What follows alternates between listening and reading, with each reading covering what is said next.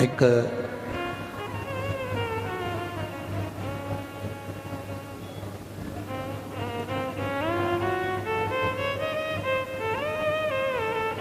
राजस्थान जयपुर की एक बेटी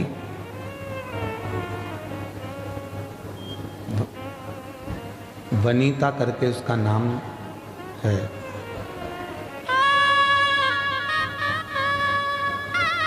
और उस बेटी को जब वो एक कथा वहाँ हुई थी, माहेश्वरी की कथा कराए थे, कहाँ एक कथा वहाँ कराई थी भी माहेश्वरी जी ने राजस्थान में। तो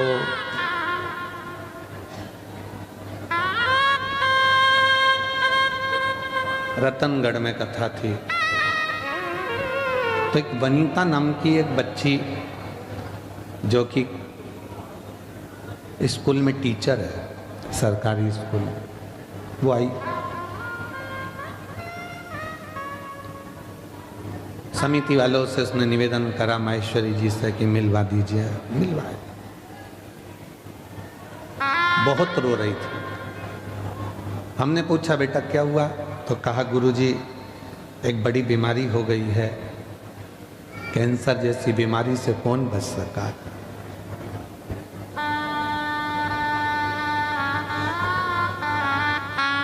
हमने कहा कौन से स्टेज की है? तो कहा 4th स्टेज। बच्चे? तो कहा अभी 1.5 साल का लड़का है। हमने कहा ठीक।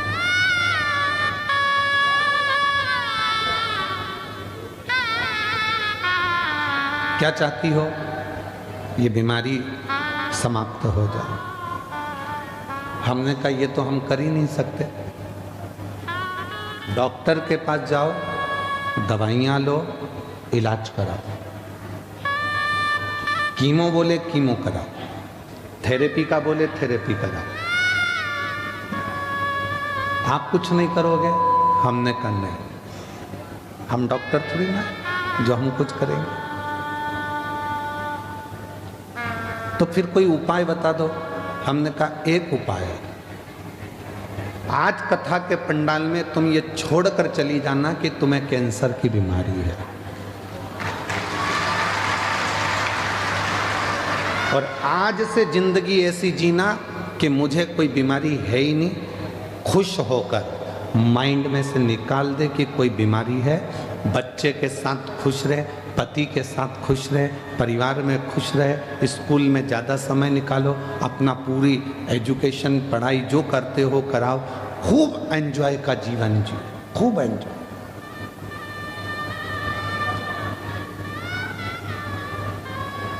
और वही बच्ची फिर हमारे एक जजमान के यहाँ कथा थी, तो वहाँ पर हम जब गए, वो कहाँ कथा थी? जयपुर में। तो अग्रवाल जी के यहाँ हमारा ठहरना हुआ था, फिर वहाँ वो मिलने। हमने पूछा क्या हुआ? 4th स्टेज का कैंसर था। कहा गुरुजी सारी रिपोर्ट नील आ गई। मैं ठीक हूँ।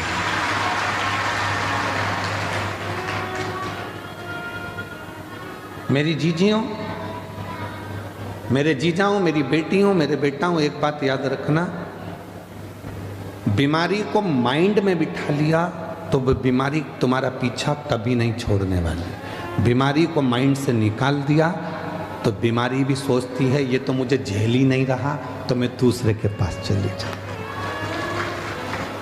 झेल ही नहीं रहा।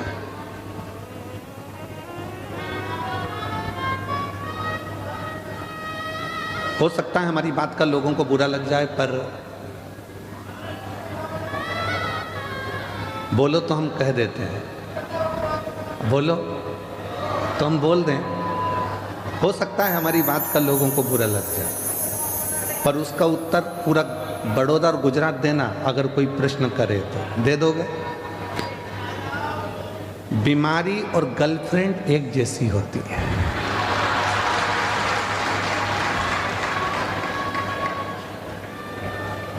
आपने दिमाग में से निकाल दिया, ये दूसरे के पास चली जाती है।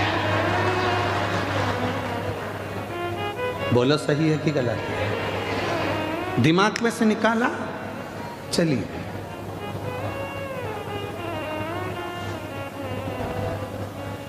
जब तक झेलते रहोगे तब तक उसके मोबाइल का बैलेंस भी तुम्हें डलवाना है, घुमाने भी तुम्हें ले जाना है, अपनी बाइक पे बिठाकर चाउमीन भी तुम्हें खिलाना है और लोचा भी तुम्हें ही कराना है, लोचा भी तुम्हें।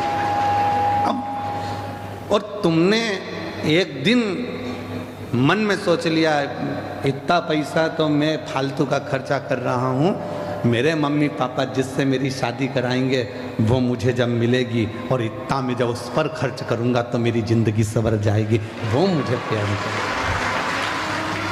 खत्म खत्म। उसने सोचा मैं क्या करूं, तो मैं दूसरी जगह। बीमारी भी ऐसी है। तुमने सोच लिया मेरे घुटने को डॉक्टर ने बोला है बदलाना पड़ेगा, बदलाना पड़ेगा, बदलाना पड़ेगा, मेरे घुटने का ऑपरेशन होगा होगा होगा। तुमने माइंड में बिठा कर रख लिया। बड़ा बेटा आया, उससे भी दिन भर में जो मिलता है उससे तुम घुटने की बात करते हो। जितने मिलते हैं उससे तुम केवल मेरे कमर बहुत दुख है, कमर बहुत दुख है, हमारी कमर बहुत दुख है, हमारी कमर बहुत दुख है। बस जो मिले वो कमर ही कमर तुम्हारी बुद्धि में चलती रहती है। बहू के पास बैठोगी तो भी वही बात है, बेटी के पास बैठोगी तो भी वही बात, मोबाइल पे बहन से बात करोगी वो भी वही बात। जो बीमारी ने तुमको घेरा है तुम उस बीमारी से बाहर ही नहीं निकल रहे हो, क्योंकि तुम्हारी माइंड उस बीमारी में फंस चुका है। जिस दिन तुमने सोच लिया कि आज मैंने बड़ौदा की कथा सुनी है, बीमारी को आज यहीं पटक कर जा रही है और गारंटी है 3 महीने में मेरा रिजल्ट अच्छा है। उसका प्रमाण ये लाखों भक्त, एक पत्र आज भी आया है, उसमें भी यही बात लिखी। देखो,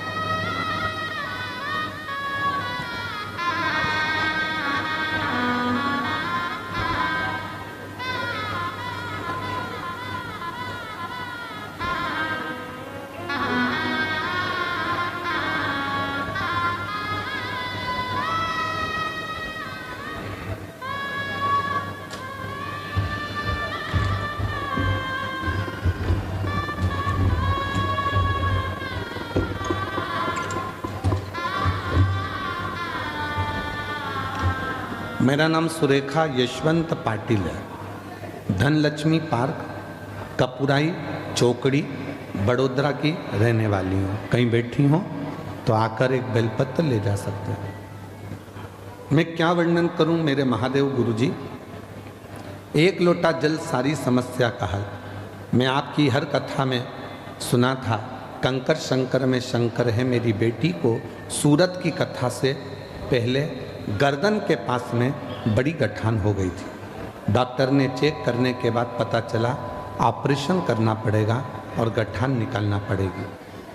मैंने अपनी बेटी को बोला, डॉक्टर और कुछ भी बोले तो उन्होंने कह दिया कि ये गठान ठीक नहीं है, गठान बड़ी हो चुकी है, ऑपरेशन कर कर गठान की जांच होगी और ये गठान वो वाली नहीं है, ये गठान बड़ी बीमारी को सूचित करती। मेरी बेटी फूट फूट कर रोने लगी। मैंने अपनी बेटी से कहा कि तू शिवालय जाना चालू कर दे। सूरत की कथा में रोज जाना प्रारंभ किया।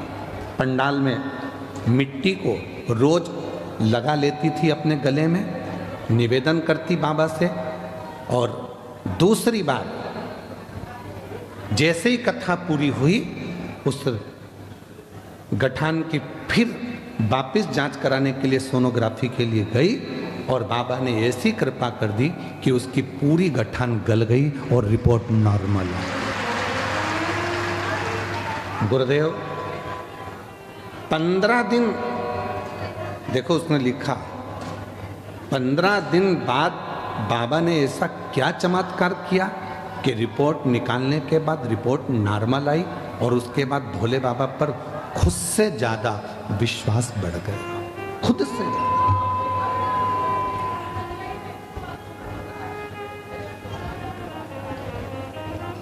एक विश्वास।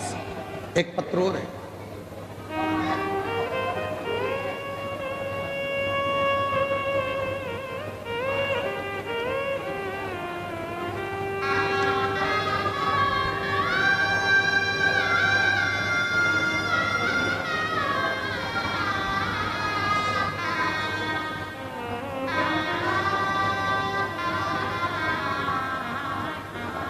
ममता बेन कचहर में आजवा रोड कमला नगर की रहने वाली हैं।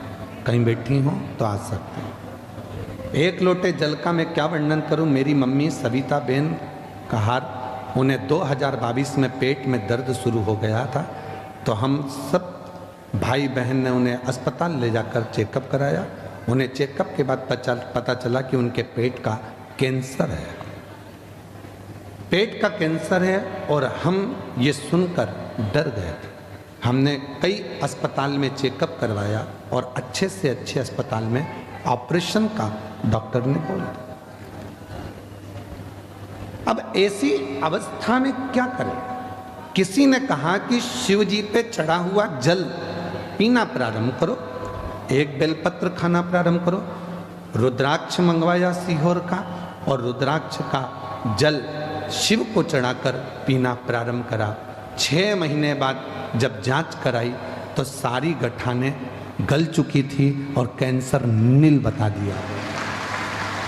कहीं बैठी हो तो आ सकते। क्यों? उसका कारण क्या है? हमने फिर हो सकता है आप लोगों को बुरा लग जाए, पर सत्यता है जो हम बोले हैं उसको दिमाग में रखना। आप मत झेलो, मत झेलिए आप।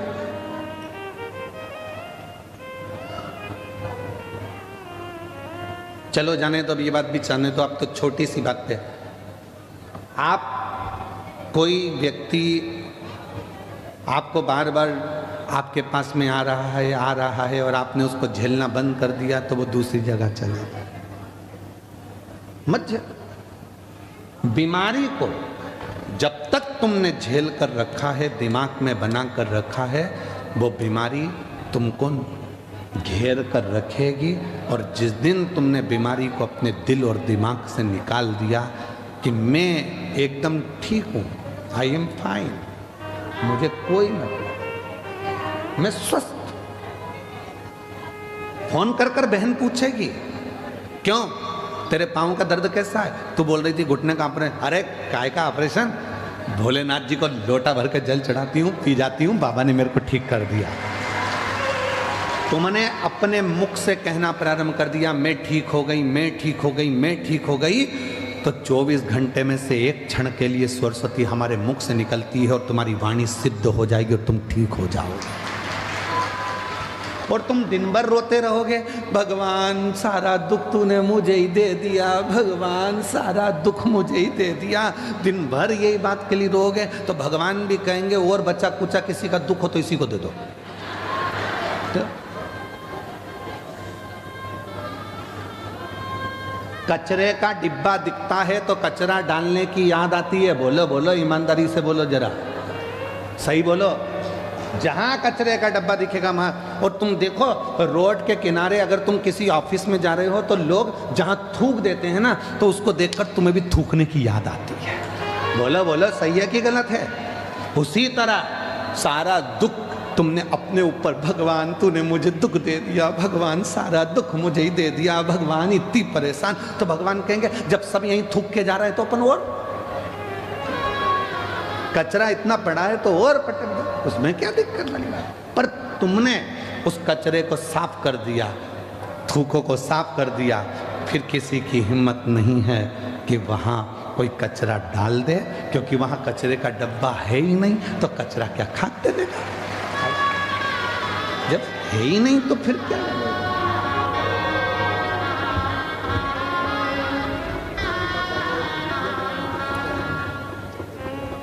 तेरी कृपा का क्या है भरोसा। इसी बेटी को गले में गठान हो गई थी और डॉक्टर ने ऑपरेशन का कह दिया था। गठान भी डॉक्टर बोले थे आड़ी टेढ़ी है, पर बेटी कह रही है कि मुझे विश्वास नहीं था, क्या एक लोटे जल से, एक बेलपत्र से और सीहोर के रुद्राक्ष के पानी से क्या मैं ठीक हो सकती हूँ। पर आज बिना दवाई गोली कुछ भी नहीं लेती और पूरी ठीक हो गई। एक बार जोरदार ताली।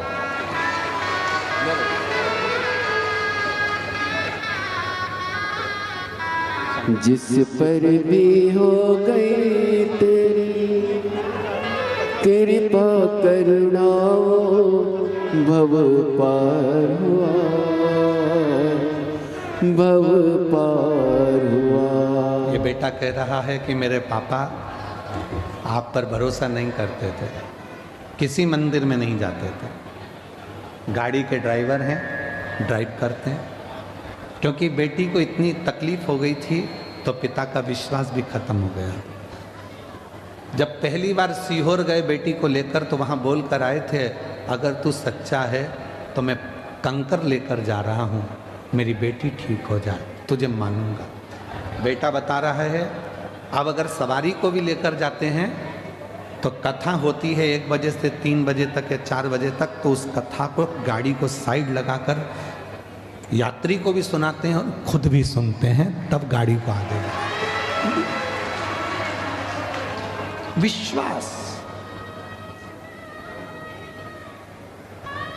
छोड़ो।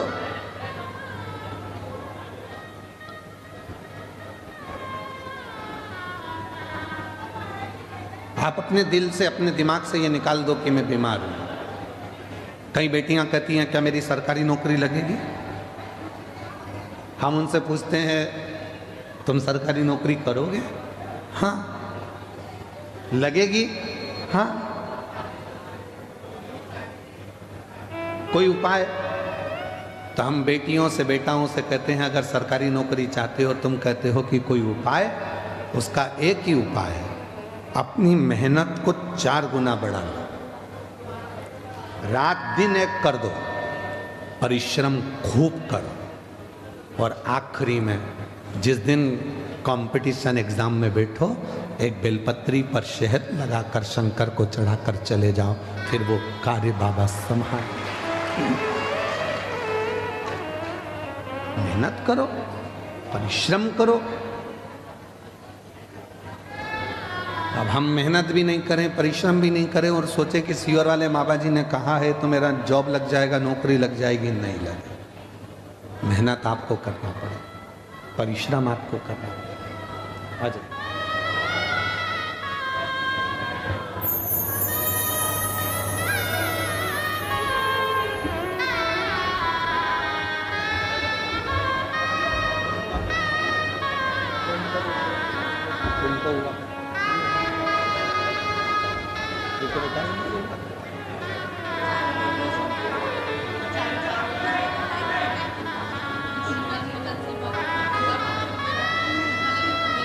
यही माँ है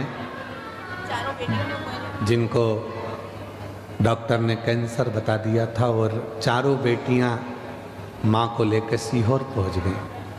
कंकर शंकर पूजन करके रुद्राक्ष लेकर आ गई। जांच भी कराती रही, दवाई भी कराती रही, जो जो डॉक्टर बोला सब कराया, और आखिरी में हिम्मत करी तो पूरी रिपोर्ट नील आ गई और सारी गठाने गल गई। रोते नहीं आप, आंसू पोछो, पहले आंसू पोछो, अच्छे खुश होकर जाओ। इतनी अच्छी आपकी बेटियां हैं, आपको संभाल ली, और क्या चाहिए? बस शिव के जो जैसी भावना लाया, वो वैसा ही फल पाया। नहीं खाली उसे लौटाया, वो मन हर्षाया। कर दिया माला माल काशी वाले ने, लुटा दिया भंडार काशी वाले ने। लुटा दिया भंडार काशी वाले ने। कर दिया माला माल काशी वाले ने। जिस विचार को तुम्हारी चित्त वृत्ति में तुम लेकर आओगे तुम वैसे। सोच लिया कि सरकारी नौकरी करना है, मिलेगी, मेहनत करना पड़ेगी, परिश्रम करना पड़ेगा।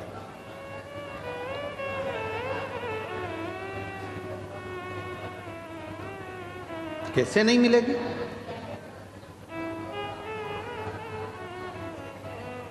सूरत की कथा में एक बात कही थी कि दुनिया में कोई ऐसा सिंहासन नहीं है और कोई ऐसी कुर्सी नहीं है जिस पे तुम नहीं बैठ सकते। अगर अंदर विश्वास है, भरोसा है, मेहनत है, परिश्रम है तो तुम बैठो। कई लोग कहते हैं गुरुजी हमको आशीर्वाद दो, अगली बार हम कथा करा, हम जजमान बनकर खुद कथा करा। हम उनको आशीर्वाद की जगह ये कहते हैं कि विश्वास पक्का रखना, मेहनत 4 गुनी करना तो अगली कथा तुम कराओगे।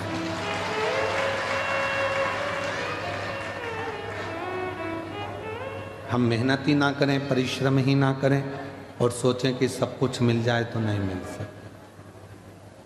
सियोर वाले महाराज जी के पास में ऐसी कोई ना तो भभूति है, सियोर वाले महाराज के पास ना कोई ऐसा टोना है, ना कोई ऐसा टोटका है कि हम तुमको दे दें और तुम्हें गड़ा हुआ सोने के हंडे मिल जाए। अगर ऐसे सोने के हंडे मिलते होते तो हम भी तुम्हारे गांव में नहीं आते। क्यों आते? बोलो सही है कि गलत है? मेहनत करना है, परिश्रम करना है और वो मेहनत, वो परिश्रम एक दिन तुम्हें उन्नति की उस सीढ़ी पर लेकर जाएगा जिस पर तुमने कभी सोचा ही नहीं था तुम्हें पाया। कोई साधन नहीं। एक चने बेचने वाले का बेटा हूं, पिताजी चने बेचते थे।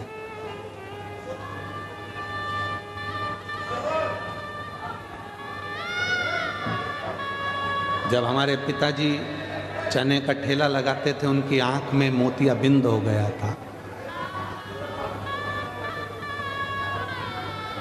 ऑपरेशन के लिए ग्वालियर लेकर गए, पैसा नहीं था। चने के ठेले को हम धकाते, बेचते, जो इकट्ठा होता वो रखते और पिताजी का ऑपरेशन कराते। माँ के पाँव में जो चांदी की पाँव की पायल थी वो भी बेच दी गई। माँ के पास में अगर कोई थोड़ी बहुत रकम थी वो भी निकाल कर बेच दी गई और पिताजी का आँख का ऑपरेशन करा। उस समय की बात है। हिम्मत नहीं आ रही। दोस्तों की किताब लेकर पढ़ाई करी, उनके कपड़े पहनकर स्कूल और कॉलेज चले गए। दूसरे का शादी का मंडप लगा था, उसी मंडप में अपनी बहन की शादी करी क्योंकि मंडप का पैसा भी नहीं था। हिम्मत नहीं हारी। और आज हिम्मत नहीं हारी, इसीलिए आप लोगों से कहते हैं किसी ने साथ नहीं दिया। जो इतना डोंडी पीटते हैं, परिवार इतना बड़ा है, कुटुंब इतना बड़ा है, रिश्ते इतने सारे हैं, कोई साथ नहीं देता। व्यर्थ की बात है।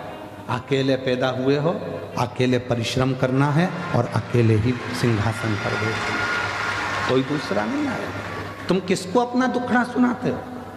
थोड़ा सा घर में तकलीफ हुई तो बहन को फ़ोन कर दिया, भांजी को फ़ोन कर दिया, बेटी को फ़ोन कर दिया, उसको फ़ोन कर दिया। नहीं नहीं, तुम्हारा दुखड़ा कोई नहीं मिटा सकता।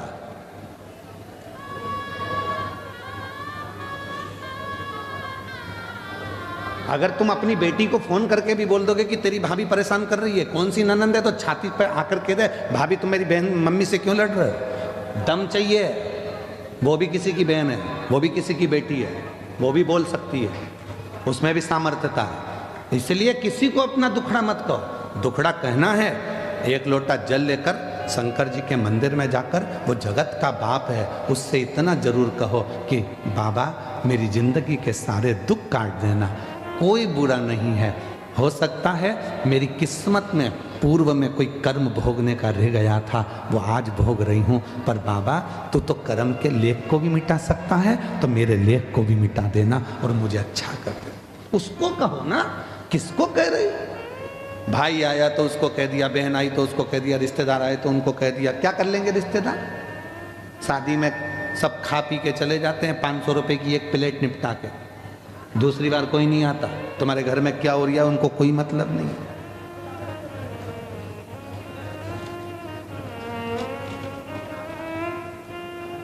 अदालत में जब तलाक का केस चलता है, कोई रिश्तेदार अगर खड़ा नहीं होता, बाप खड़ा है, माँ खड़ी है, बेटा खड़ा है, बेटी खड़ी है, बस वही खड़े हैं, बाकी का कोई नहीं आता। कौन आएगा?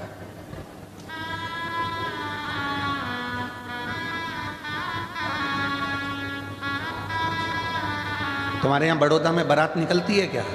दूल्हा घोड़े पे बैठ के, घोड़ी पे बैठ के निकलता है? जम के तो बोलो। नाचने वाले घोड़ी के पीछे नाचते हैं कि आगे? आगे। ठीक है। और मरने के बाद अर्थी निकलती कि नहीं निकलती? निकलती है। परिवार वाले आगे नाचते हैं कि पीछे?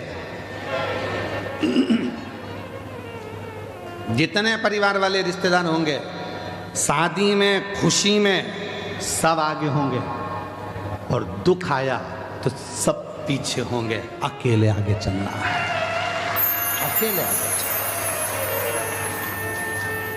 खुशी है तुम्हारे यहां, धन है तुम्हारे पास में, बहुत खुशियां हैं, सारे रिश्तेदार आगे आगे नाचेंगे। मैं रसगुल्ला ला दूं, मैं जलेबी ला दूं, मैं ये ला दूं, मैं वो ला दूं, मैं ये कर दूं, कपड़े पहना दूं, चेन पहना दूं, अंगूठी पहना दूं। सारे रिश्तेदार आगे आगे आगे आगे आगे आगे। खुशी है तो, और दुख आया सब पीछे। बात करते करते जा रहे, कितना अच्छा था, निपट गया।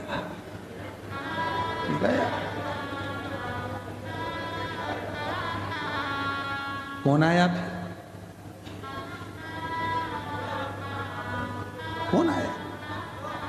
फिर तो कह देंगे देखो हम मरे का भोजन नहीं करते, इसलिए हम 12वें में नहीं आते। और वही मरा हुआ व्यक्ति का धन खा गए, संपदा खा गए।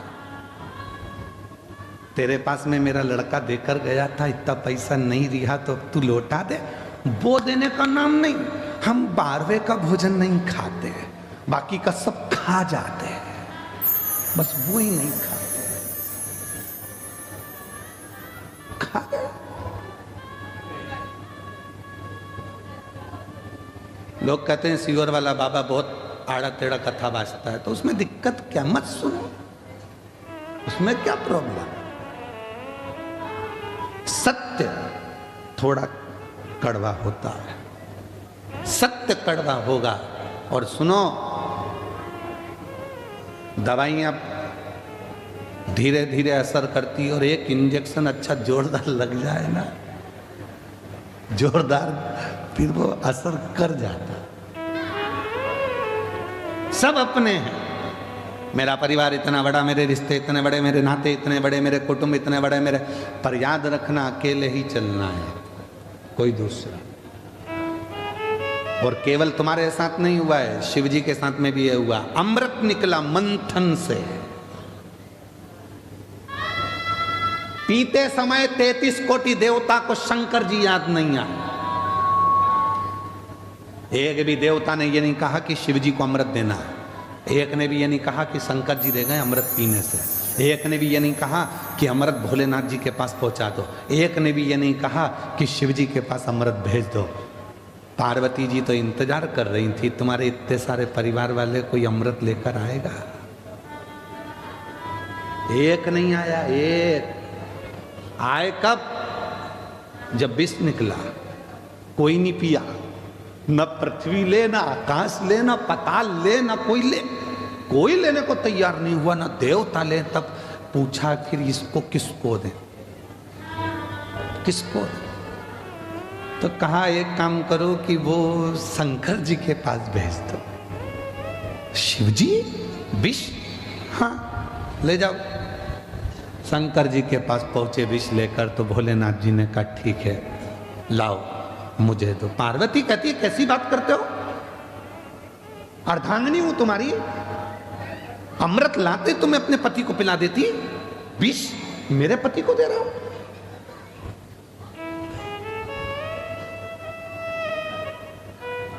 पार्वती जी सामने खड़ी हो गई, मेरा पति विष नहीं पिएगा, और सुनो स्वामी विष मत पीना।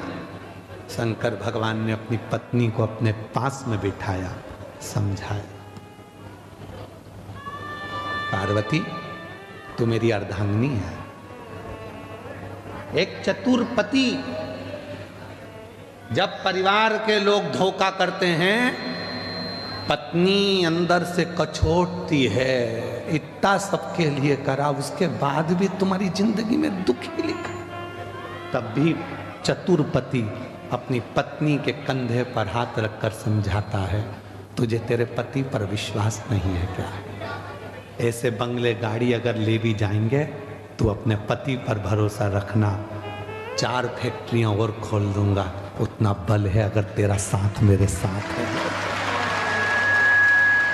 अगर तेरा साथ मेरे साथ है तो 4 फैक्ट्रियां, 4 दुकान और खोल दूं। बच्चों का क्या होगा तो उसकी चिंता मत कर। मैं जब आया था बड़ौदा में तो मेरे पास भी कुछ नहीं था, उसी ने तो मुझे दिया है। अगर ये खा भी लेंगे तो मेरे ललाट पर लिखा हुआ कोई नहीं लेकर जाएगा, वापिस जोड़कर आगे बढ़ जाऊंगा, जाने दे। शिव जी ने धर्म पत्नी के कंधे पर हाथ रखा, मां जगत जननी पार्वती के कंधे पर हाथ रखकर शिव जी कहते हैं, पार्वती तू कह रही है कि विष नहीं पीना? पार्वती मालूम है तुझको, तू जगत जननी है, जगत जननी है, और मैं देवों में देव महादेव हूं। अगर कल की ठंडी रोटी बहुएं नहीं खाती, मां रसोई घर में देखकर आती है कि रोटी कितनी बची है, और आते से जब बहू गरम गरम खाना अपनी माँ के लिए लेके आती है, सास के लिए, तो माँ रोटी निकाल कर दे देती है, बेटा मुझे ठंडी अच्छी लगती है। क्या माँ को ठंडी रोटी अच्छी लगती है? नहीं, सब गरम खा रहे हैं तो सास को भी गरम रोटी अच्छी लगती है, पर उसको मालूम है टिफिन में रखी है, बाद में फेंका जाएगी, कहीं बाहर जाएगी, कोई को देना पड़ेगी, उससे अच्छा है ठंडी रोटी मैं खा लूं, वो खा जाती है। तो तू तो मां है पार्वती, तू जगत जननी है पार्वती, और तू कह रही है कि मैं विष ना पीऊं। शिव जी ने जब अपनी धर्म पत्नी को समझाया, मौन हो गई मेरी मां जगत जननी, मौन हो गई, आंख से आंसू बह रहे थे मां के। शिव जी बोलते हैं, एक बात बोलूं पार्वती? बोलो। तेरे बिना तो मैं विष भी नहीं पी सकता, तेरे बिना तो मैं विष भी नहीं पी सकता।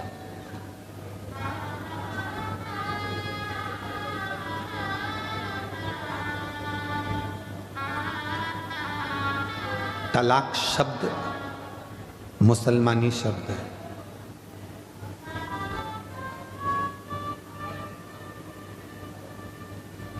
मुसलमान जितने भी पति पत्नी के विच्छेद कराने वाले जो शब्द हैं, ये सब दूसरों के हैं।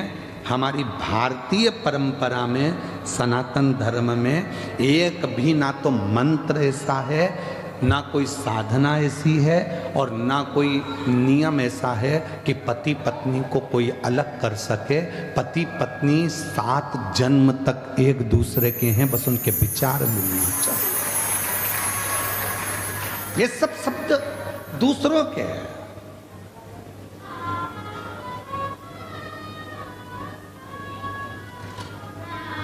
ये सारे शब्द दूसरों के।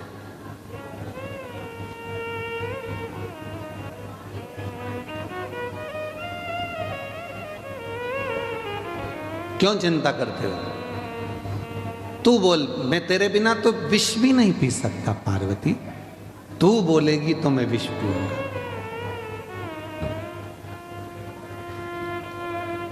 ठीक है। पार्वती जी ने कहा, गणेश जी, कार्तिकेय, अशोक सुंदरी, जया, विषहरा, शामली बारी, दौतली देव, इन सब बच्चों को दूर कर दो, नंदी को भी दूर कर दो, तब विष पीना। इनको मालूम पड़ेगा कि हमारे पिताजी को देवताओं ने विष दे दिया था और खुद ने अमृत पी लिया था, तो इनके मन में गलत भाव आ जाए। दूर करो इनको।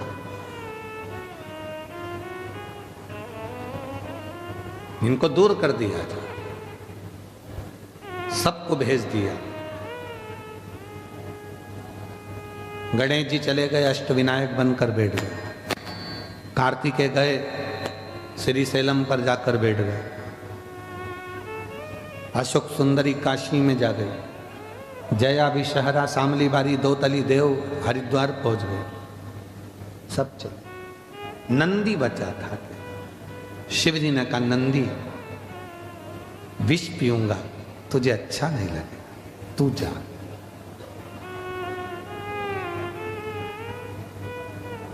घर में कोई एक प्यार करने वाला होता है जिसको तुम्हारे धन से मतलब नहीं होता, तुम्हें देखकर जीता है, तुम्हारे चेहरे की खुशी देखकर जीता है।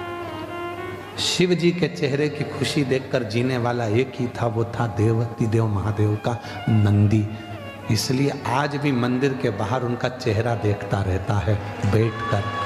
वो जीना से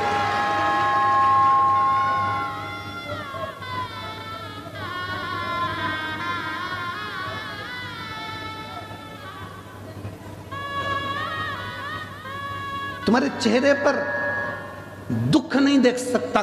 परिवार में कोई एक व्यक्ति, या तो तुम्हारा मित्र, दोस्त, सखा, पुराना कोई हो, या अभी का कोई हो, या कोई ऐसा हो जो कोई परिवार में, कुटुंब में, रिश्ते में, नाते में, दोस्तों में, मित्रों में, तुम्हारे बेस्ट फ्रेंडों में, कोई तुम्हारे नौकर में, चाकर में, कोई काम करने वालों में, कोई तुम्हारी ड्राइविंग करने वालों में, कोई तुम्हारी फैक्ट्री में काम करने वालों में, तुम्हारे घर में रोज आने जाने वालों में कोई एक ऐसा होगा जो तुमको बहुत प्यार करता होगा। वो तुम्हें दुखी नहीं देख सकता।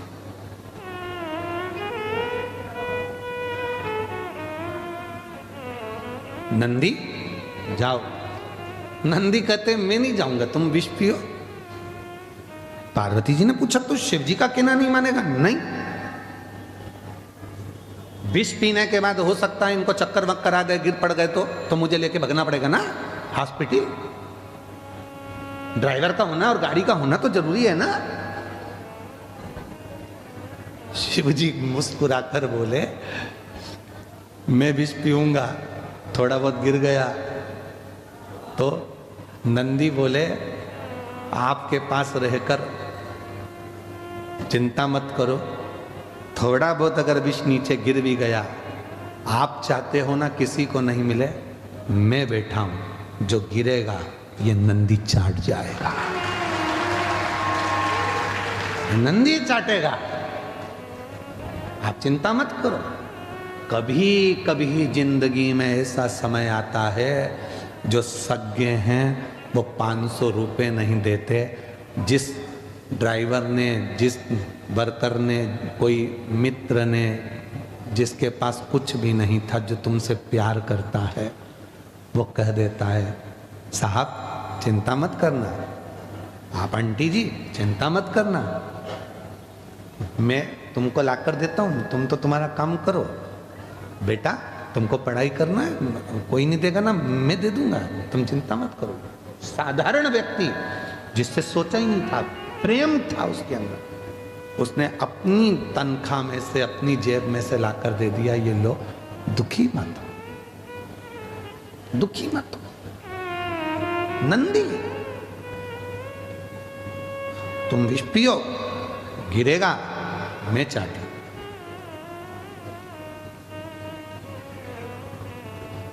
पार्वती जी के चेहरे पर मुस्कुराहट आ गई। कोई स्नेह करने वाला हो तो नंदी तेरे जैसा हो, किसी को नहीं देखता, केवल शिव को देखता। केवल शिव।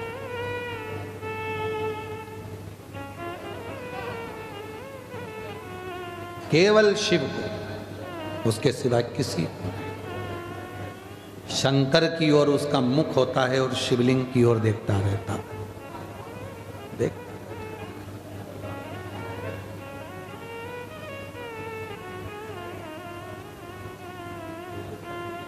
देखता है। कभी जिंदगी में कोई अच्छा मित्र, कोई जीवन में अच्छा सखा एक ऐसा होता है जो तुम्हारे पीछे खड़ा होता है, पीछे।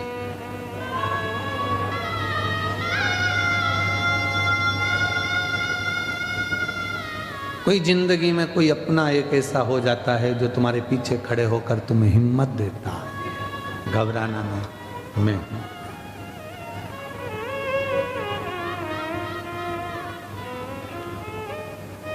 लोग धर्म पत्नी को केवल धर्म पत्नी मानते हैं और उसको सोचते हैं कि करवा चौथ आएगा तो साड़ी मांगेगी, जेवर मांगेगी, रकम मांगेगी। कभी विचार करना, वो जेवर, वो साड़ी, वो रकम अपने लिए नहीं मांगती है। उसको मालूम है जिस दिन मेरे पति पर अगर थोड़ा भी दुख आया तो मेरे जितने जेवर हैं वो इसी के काम आने वाले हैं, मेरे लिए इसी के काम।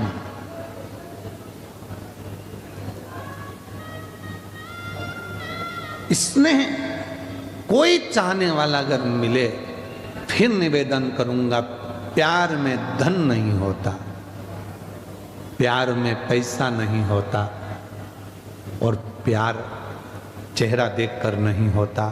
प्यार तो दिल से एक दूसरे के भाव मिलना चाहिए, स्नेह मिलना चाहिए, वो प्रेम, वो वात्सल्यता।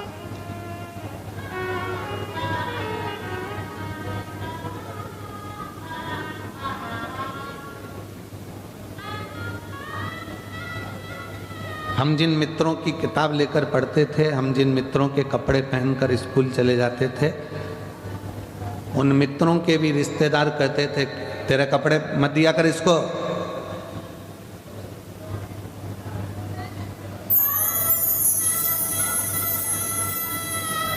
अपने कपड़े क्यों देना किसी को? उसके घर में खाने का नहीं है, तू उसके कपड़े पहनेगा तो तेरे घर में भी कुछ नहीं बचेगा।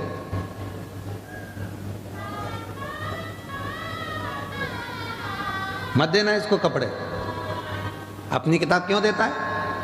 बहुत सारे मिलते थे, फिर भी एक हमारा मित्र ऐसा था कि वो चुपचाप से स्कूल के बैग में कपड़ा फंसा कर लाता था, शर्ट, और लाकर दे देता था, आज ये वाली शर्ट पहन के चले जाना एग्जाम में, तेरी क्लास अलग है, मेरी क्लास अलग है, चले जा। कोई चाहने वाला चाहिए, जो धन, उस समय पर धन नहीं था तो भी तो प्यार करने वाला था, प्रेम करने वाला था। कोई चाहने वाला चाहिए, स्नेह करने वाला चाहिए, जो प्रेम धन से।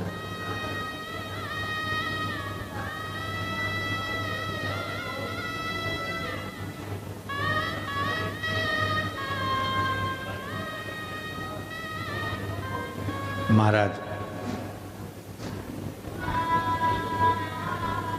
जब स्नेह पार्वती जी ने देखा शिव जी को कि शंकर भगवान विष पीने की तैयारी में है, पार्वती जी ने विचार कर लिया मेरे पति विष पिएंगे,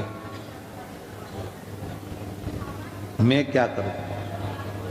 आद्य शक्ति जगत जननी जगदम्बा दुर्गा भवानी जैसे ही शिव विष पी रहे थे, पार्वती जी उनके कंठ में जाकर बैठ गई। मां पार्वती कंठ के अंदर विष को नीचे उतरने ही नहीं दिया। उतरता तो मरते ना, उतरा ही नहीं। पार्वती कंठ में बैठी है, वो विष उसी गले में घूम रहा है, नीचे नहीं जा रहा। अगर विष नीचे चले जाता तो शंकर पूरे नीले पड़ जाते, पर उनका केवल कंठ नीला पड़ा, इसलिए नीलकंठ महादेव हो गए। नीचे ही नहीं गिरने दिया, विष को जाने ही नहीं दिया, कंठ पर रोक दिया। मेरी जीजियों, मेरे जीजाओं, घर की एक धर्म पत्नी केवल ऐसी होती है, तुम्हें लगता है कि वो घर में रहती है तो बहुत ऐश और आराम की जिंदगी जीती है। तुम दुकान पर सर्विस में नौकरी पर रहते हो तो तुम्हें लगता है कि मैं ही थकता हूं, केवल मैं ही थक रहा हूं, और वो ऐश की जिंदगी जी रही है। एक धर्म पत्नी अगर सच्ची है ना, तुम्हारे लिए भोजन भी बनाती है, बच्चों का टिफिन भी बनाती है, पढ़ाती भी है, बुजुर्ग माँ बाप की सेवा भी करती है, और शाम को तुम्हारी दुकान से आने का, ऑफिस से आने का इंतजार भी करती है, भोजन भी बनाकर फिर रात्रि को तुमको देती है। उसका समर्पण, लोगों के ताने भी सुनती है, विष भी पीती है।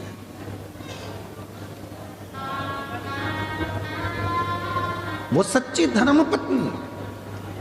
केवल विवाह हुआ, शादी हुई, एक आध बच्चे हो गए, जरा सी बात खड़ी हो गई और उसके पीछे तलाक हो रहा है, तो समझ लेना कि तुमने अपनी जिंदगी को भी सही जिया ही नहीं। और तुमको लगता है कि इस लड़के से तलाक ले लूंगी, दूसरी शादी कर लूंगी, या मैं इस लड़की से तलाक ले लूंगा, दूसरी शादी कर लूंगा।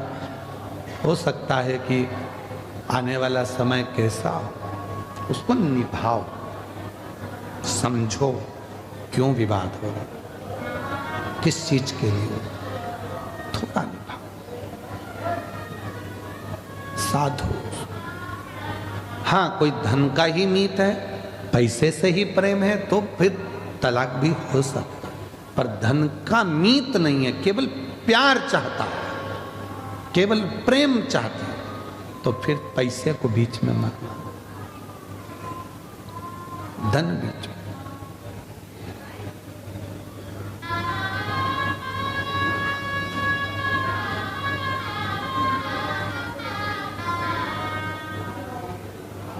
शिव से जब प्रीत बढ़ती है, प्यार बढ़ता है देवादिदेव महादेव से, तो मां जगत जननी कंठ में बैठ जाती, विष ही नीचे नहीं गिरा।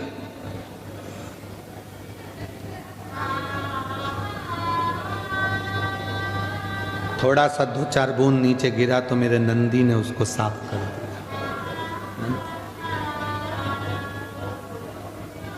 आने ही नहीं दिया नीचे विश्व। पति से ज्यादा धर्म पत्नी को विष पीना पड़ता है। ताने किसको सुनना है? धर्म पत्नी को। घर में बच्चे नहीं होते ना, बेटे से कोई नहीं कहता, सब बहू को ही कोसते हैं, बच्चे ही नहीं हो रहा है, बच्चे ही नहीं हो रहा है, बच्चे ही नहीं हो रहा है, संतान ही नहीं है। पति को कोई बांझा नहीं कहता, औरत को ही लोग बांझ कहते हैं। पति का तो कोई नाम ही नहीं लेता, कि कभी आज तक सुना कि इसको बच्चे नहीं होते, बांझा है।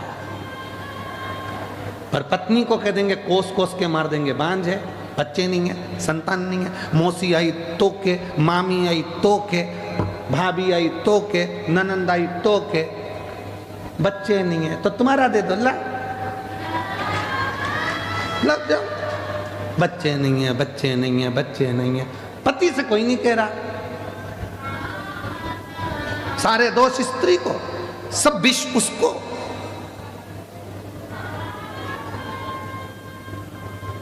खाने में नमक नहीं डाला, इसको तो आता ही नहीं है। अरे भाई नहीं डाला कोई बात नहीं, भूल गई होगी इतने काम में। नमक की कटोरी तेरे पास में रखी है ना, डाल ले, चम्मच से हिला ले, और जितना ठूसना है ठूस ले। काय को माता बच्ची करती, नमक नहीं डाला, उसके प्राण खा रही, इसको तो बनाना ही नहीं आता, इसके बाप के घर से कुछ सीख के ही नहीं आई। आई सीख के मुंह चलाना, चलाए चलाए, अगर वो चलाएगी ना तो फिर तुम्हारा मुंह बंद हो जाएगा। इसलिए जो सीख के आई, बहुत अच्छी बेटा, कम नमक डालना चाहिए। उसको मालूम है सास ज्यादा नमक खाएगी ऊंची नीची हो जाएगी। शक्कर कम डाली, कोई बात नहीं, शुगर ऊंची नीची हो जाए। अच्छा, हम आपसे पूछें बड़ौदा वालों, बताना जरा, उत्तर देना, सब समझदार बैठे हो, उत्तर दे सकते हो। पहले के समय में, दादा परदादा के समय में शुगर की बीमारी थी क्या? जम के बोलो, नहीं थी। नाथद्वारा में, श्रीनाथ जी की हवेली में, सांवरिया सेठ में, सालासर जी में, बाबा जी के यहाँ जितने मंदिर थे, तिरुपति में, चाहे जितने मंदिर होते थे, द्वारका नाथ में सबसे ज्यादा मीठा ही चढ़ता था, और चोगना मीठा। मावा 250 ग्राम तो शक्कर 2 किलो, इतना मीठा बनता था और इतना मीठा लोग खाते थे। बोलो सही है कि गलत है? शुगर की बीमारी होती थी? नहीं होती थी। क्यों नहीं होती थी? जितना मीठा वो खाते थे उतना मीठा वो बोलते थे। आज के समय में शुगर की बीमारी क्यों हो रही है? क्योंकि लोग शुगर खा तो रहे हैं पर जीवन से निकाल नहीं रहे हैं। शुगर का लेवल बराबर करिए, मीठा खाओ, मीठा बोलो। अगर मीठा बोलते रहोगे तो शुगर बाहर निकलती रहेगी। जिसकी शुगर नहीं निकलती वो नस में घुसते घुसते घुसते घुसते शुगर की बीमारी हो जाती है। इसलिए मीठा खाओ पर मीठा बोलो तो शुगर लेवल में चलती रहेगी, शुगर का लेवल बराबर चलता रहेगा। अब वो घुस रही है नस के अंदर, अब वो बाहर नहीं निकल रही तो वो खून में भरा गई। शुगर को तो बाहर निकालो ना, थोड़ी थोड़ी शुगर बाहर निकलेगी तो वो खून में नहीं जाएगी, वो खून में जा रही है। क्योंकि और शुगर की बीमारी कैसे होती है? अंदर से कुड़ते रहो कुड़ते रहो कुड़ते रहो, शुगर बीपी सब हो जाएगा। बाहर निकालो, स्माइल प्लीज, थोड़ा मुस्कुरा लो, शुगर बीपी सब लेवल में आ जाएगा। कोई बीमारी नहीं, एकदम आई एम फाइन, मस्त। आग लगे बस्ती में, अपन रे मस्ती में। करके देखना, मीठा खा भी लो ना तो थोड़ा मुस्कुराओ, हंसो, ठाका लगाओ, बच्चों के बीच में बैठो, खूब एंजॉय करो, थोड़ा बहुत साउंड तेज चलाकर नाच भी लो। तेरे डमरू साउंड चेक कर, तेज करा, थोड़ा एंजॉय कर लो। रसोई घर में अगर भोजन बना रहे हो तो फुल एंजॉय के साथ, खूब एंजॉय। श्री शिवाय नमस्ते। बच्चे आकर चिल्ला रहे हैं, परिवार आकर चिल्ला रहा है, तो भोजन बनाने वाला आधा डिप्रेशन में पड़ा हुआ है, भोजन बनाएगा तो भोजन भी, फिर वो उसको भी गुस्सा आता है, और गुस्सा आता है तो फिर वो आटे पर गुस्सा निकालती है, आटे पर गुस्सा। और वो आटे पर गुस्सा निकला तो आटे की रोटी बनी, और रोटी बन के सबको खिलाई गई। अब सब शाम को 4 बजे तक जैसे ऑफिस से आए, सब आंख बबूला, कहा हमारे घर में इतना गुस्सा कैसे आ गया? क्योंकि तुमने वो घर की बहू को इतना डिप्रेशन दे दिया, घर की माँ को इतना डिप्रेशन दे दिया कि वो पूरा आटे में, या फिर चाय बनाती है तो उसकी अदरक में ले वो अदरक को कूट कूट के पूरा गुस्सा निकाल देती है। और वही गुस्से की चाय तुम पी जाते हो, तो पीते से आग बबूला, मेरा नाम चिंचिंचू, वही गुस्सा भरा गया। भर लो।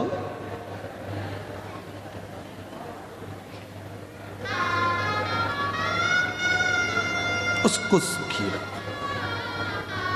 तुमने अगर मेरी जीजी को सुखी रखना चालू कर दिया तो जी जाओ, तुम्हारी तो बल्ले बल्ले हो जाएगी पक्का। तुम उसको सुखी रखो, खुश रखो, ठीक है जो है, तुम अच्छी रहेगी। पार्वती मैया कंठ में बैठ गई, विष नीचे नहीं आने दिया, विष नीचे नहीं करने दिया, गिरे कैसे?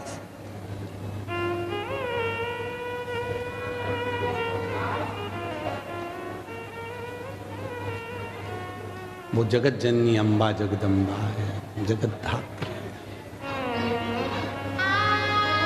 और देखो, भावों की शुद्धता होती है।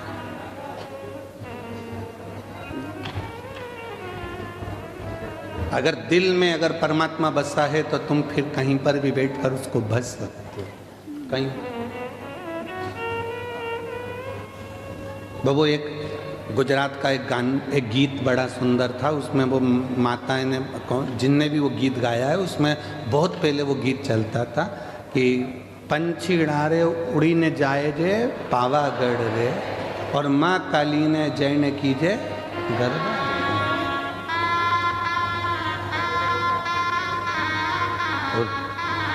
मतलब पंछीड़ा कौन? ये मन उस जगत जननी के चरणों तक।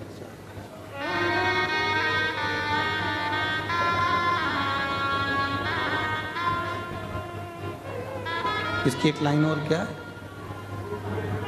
जय ने कीजिए गरबा के रमेश।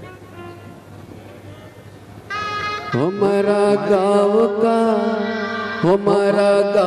का सुनार भाई जल्दी आओ रे, हमारा गाँव का करने का,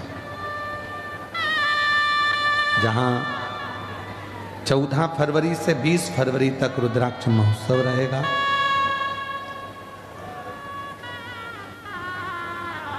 एक बजे से 4 बजे तक वहां कथा का समय रहेगा। लाभ लेंगे बाबा के रुद्राक्ष महोत्सव का। 15 फरवरी को शिवरात्रि है, तो ग्रीन शिवरात्रि के रूप में उसको मनाएं। एक वृक्ष अवश्य लगाएं, प्रेरणा दें दूसरों को कि वृक्षारोपण से हमारी प्रकृति वनस्पति हरी भरी रहे और पृथ्वी का जल स्तर बढ़े, वायुमंडल क्लीन हो, साफ हो, कोई बीमारियां जो आज लोगों को हो रही हैं उन बीमारियों से बचा जा सके। हृदय से भाव से बाबा से विनय करें, निवेदन करें। जहां भी आप लोगों को जगह मिली है वहां बैठकर बाबा को अपने मन की बात करिए। आज जब कथा का समापन हो, आरती हो जाए, आरती होने के बाद जब अपने स्थान से उठो तो जहाँ बैठे हो वहीं की मिट्टी को अपने हृदय से अवश्य लगाना और बाबा को अपने मन की बात अवश्य कहना।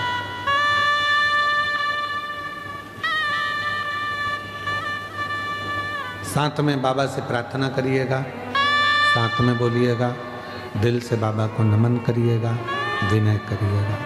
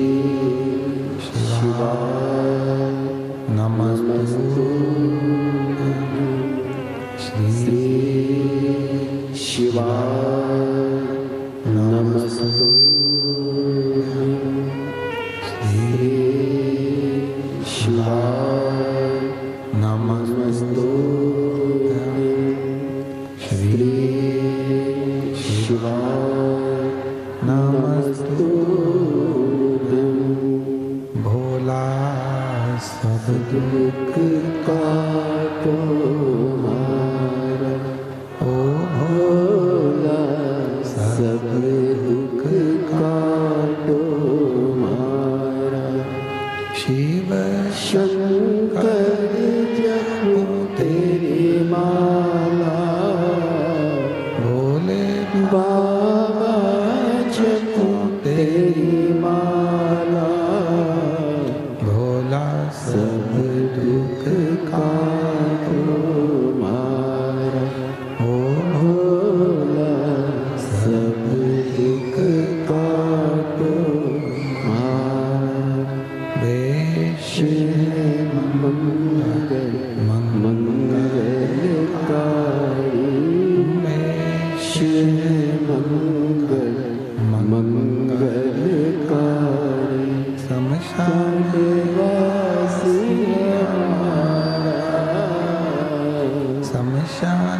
वासी हमारा भोला सब दुख काटो हमारा भोला सब दुख काटो हमारा।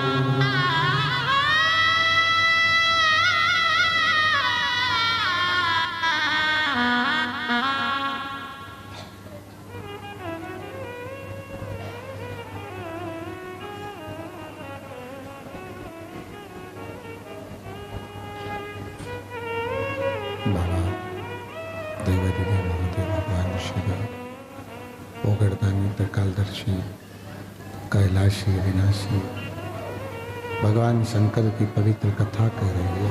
शिव महापुराण की कथा वर्णन कर रही है। शिव तत्व कह रहा है। शिव महापुराण की कथा कह रही है। भगवान शंकर का पवित्र चरित्र कह रहा है। शिव तत्व कह रहा है। माँ जगत जननी जगदम्बा अम्बा पार्वती जी शिव जी के कंठ में जाकर विराजमान हो जाती हैं। भगवान शंकर के कंठ में जाकर बैठ जाती हैं। विष को ऊपर की ऊपर रोक लेती हैं, नीचे जाने देती है। विष को ऊपर की ऊपर रोक लेती हैं। विष को वो विष नीचे ही नहीं जा रहा। जगत के हित के लिए, जगत कल्याण के लिए भगवान देवादिदेव महादेव ने विष पिया। दुनिया में कोई चीज भारी नहीं है, हर भारी चीज को हल्का समझो।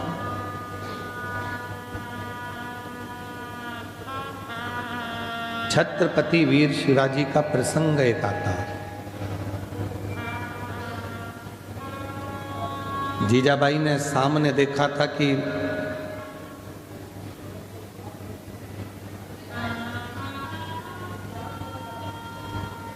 अपना ध्वज किले पर द्रोहियों ने, दुश्मनों ने लगा रखा था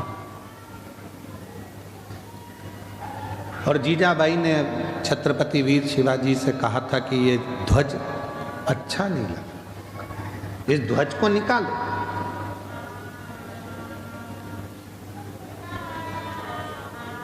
छत्रपति वीर शिवाजी ने कहा था, माँ सामने वाली जो विद्रोही हैं उनके पास में सेना बहुत है।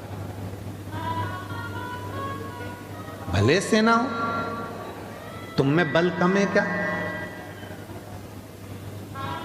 अपने आप को कभी दुनिया से कमजोर मत समझो।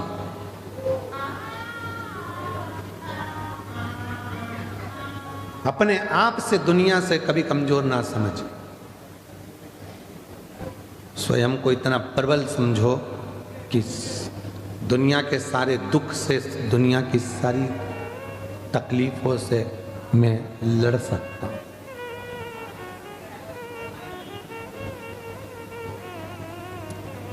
एक कथा आती है शिव महापुराण के अंदर की तारकासुर जिसने वर मांगा था कि मैं मरूं तो शिव जी के पुत्र के द्वारा मरूं। आवाज को सेट करिए, आवाज ठीक नहीं है। शिव जी के पुत्र के द्वारा मैं मरूं, भगवान शंकर के बेटे के द्वारा मैं मरूं। और जब षडानंद कार्तिकेय जी का जन्म हो गया, षडानंद कार्तिकेय जी प्रकट हो गए और कार्तिकेय बाबा जब प्रकट हुए तो उन्होंने माँ आद्यशक्ति जगत जननी जगदम्बा दुर्गा भवानी से कहा, माँ आद्यशक्ति भवानी से उन्होंने विनती करी कि मैं कैसे,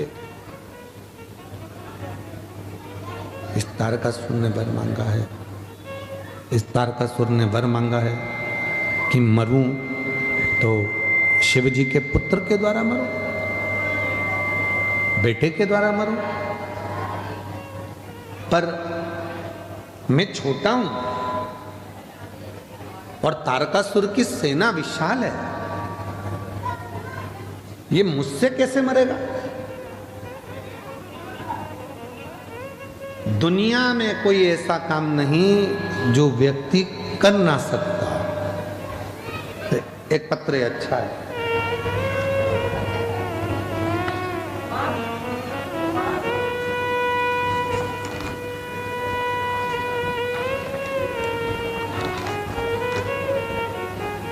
मेरा नाम वैष्णवी अभिहितकर है। मैं नवसारी गुजरात से हूँ। कहीं बैठी हो तो आ सकती हूँ। मेरे ऊपर महादेव की कृपा, बाबा मेरा सरकारी नौकरी पाने का एक सपना था और वह सपना बाबा की कृपा से साकार हुआ। बाबा, मैंने वर्ष 2022 में गुजरात राज्य के पुलिस की परीक्षा दिया, उसमें मेरा कुछ नंबर से रह गया, फिर सिलेक्शन ही नहीं हुआ। दूसरा एग्जाम दिया, उसमें भी रह गई, फिर तीसरा दिया, उसमें भी रह गए। ऐसे मेरी सरकारी नौकरी लग ही नहीं रही थी। गला पकड़ रहा है, आवाज़ सेट नहीं है, थोड़ी आवाज़ तो क्लियर करो। तब मैंने फिर एसएससी जीडी की परीक्षा दी, पर उसका भी कोई रिजल्ट सामने नहीं आ रहा था। शिव जी पर भरोसा करा। 5 उपाय जो आप बताए थे वो मैंने दूसरी बार एसएससी जीडी की परीक्षा में किए। वो 5 उपाय उन्होंने लिख के भी भेजे कि हमने ये वाला उपाय किया। 5 उपाय करे और बाबा की कृपा ऐसी हुई, हिम्मत नहीं हारी। आप कहते हो मेहनत 4 गुनी करना, परिश्रम पूरा करना, और बाबा की कृपा से आज मेरी पैरामिलिट्री फोर्स में सिलेक्शन हो गया। मैं बाबा को यहाँ धन्यवाद देने के लिए आया। एक पत्र और है।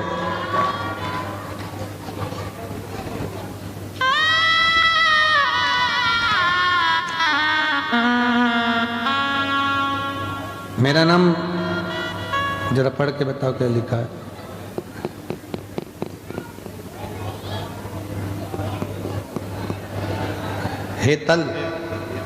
हेतक। मैं गांव बरसड़ा, तहसील सांवली, जिला बड़ोदरा की रहने वाली हूँ। कहीं बैठी हो तो आ सकते हो। बाबा, 13 साल तक मेरे यहाँ बच्चे नहीं हुए। डॉक्टरों की दवाई भी बहुत कराई, जो जो कहते थे मैंने वैसा किया। आखिरी में मैंने IVF भी करवाया, वो भी फेल हुआ। गुरुजी, बहुत थक गई थी, क्योंकि जो भी मिलता वो मुझसे ही कहता, संतान के लिए, जैसा अभी वर्णन किया था।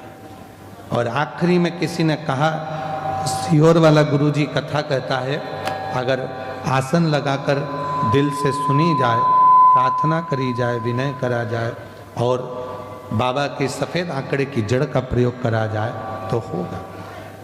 शिव पर भरोसा पूर्ण किया और आज बाबा की कृपा से 30/12/2025 को मेरे घर में 13 साल के बाद बच्चे ने जन्म लिया। मैं बाबा को यहाँ प्रणाम करने के लिए आई हूँ, नमन करने। विश्वास को डूबने नहीं देता। जब विश्वास पूर्ण हो जाता है, भरोसा पूर्ण हो जाता है, विश्वास डूबने नहीं देता।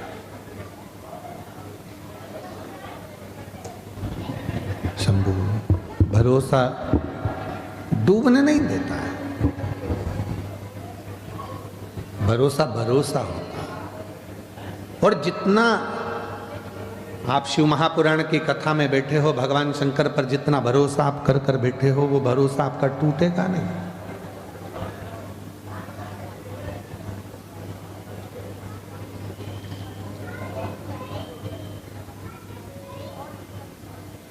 षडानंद कार्तिकेय जी ने कहा अपनी मां से कि इतनी बड़ी सेना है तारकासुर की, ये मुझसे किससे मरेगी। तो जगत जननी जगदम्बा अम्बा पार्वती जी ने कहा कि तुझको जिसने पैदा किया है, तुझको जिसने जन्म दिया है, वो शिव तेरे लिए कुछ अच्छा सोच कर ही रखा होगा, इसलिए टेंशन मत ले। कुछ अच्छा सोचा, कुछ अच्छा विचार करा, कुछ अच्छा सोच कर रखा होगा। वो शिव ने, बहुकरदानी शंकर भगवान।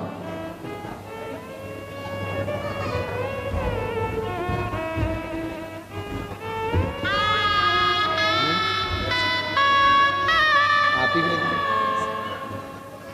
बेटी को बधाई दो, जिसकी सरकारी जॉब लगी है और बाबा की कृपा से, शिव की कृपा से हिम्मत नहीं हारी बेटी ने और बाबा की कृपा से जॉब मिली। एक बार जोरदार ताली बजाकर बहुत बहुत सारा।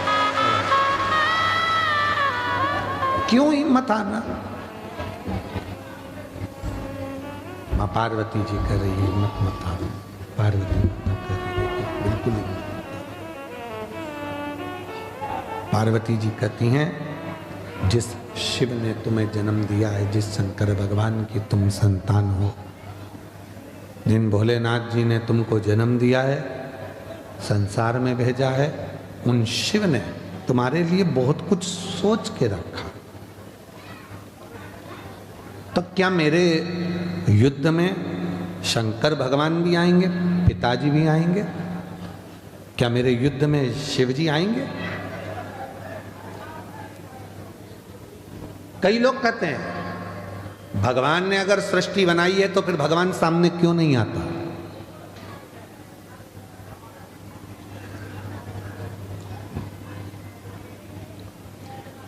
कंपनी बनाने वाला, कंपनी का मालिक हर एक कस्टमर के सामने नहीं आता। बोलो सही है कि गलत है? कंपनी बनाने वाला, कंपनी का मालिक हर एक कस्टमर के सामने नहीं आता। वो जो उच्च लेवल का होगा, उसकी बात को समझने वाला, जिनके माथे पर उसने कंपनी को सौंप रखा है, जो कंपनी को देख रहे हैं, जो कंपनी को देख रहे हैं, कंपनी को संभाल रहे हैं, जो कंपनी को संभाल रहे हैं, कंपनी को देख रहे हैं, उनके माथे पर वो छोड़ कर जाता और उनसे मिलता। कई लोग कहते हैं भगवान हमको दिखता ही नहीं है, तुम काम करते रहो। कंपनी का मालिक है, उसने इस सृष्टि को रचा है, इस सृष्टि का निर्माण किया है। वो दिखेगा भले नहीं, पर कंपनी चल रही है। सब कुछ दिया उसने संसार में, फिर भी अगर रोते हो तो तुम्हारी जिंदगी का रोना। कई लोग कहते हैं मैं बहुत गरीब हूं, मेरे पास में कुछ नहीं है। भगवान कहते हैं मैंने तुझे करोड़पति बनाकर भेजा है।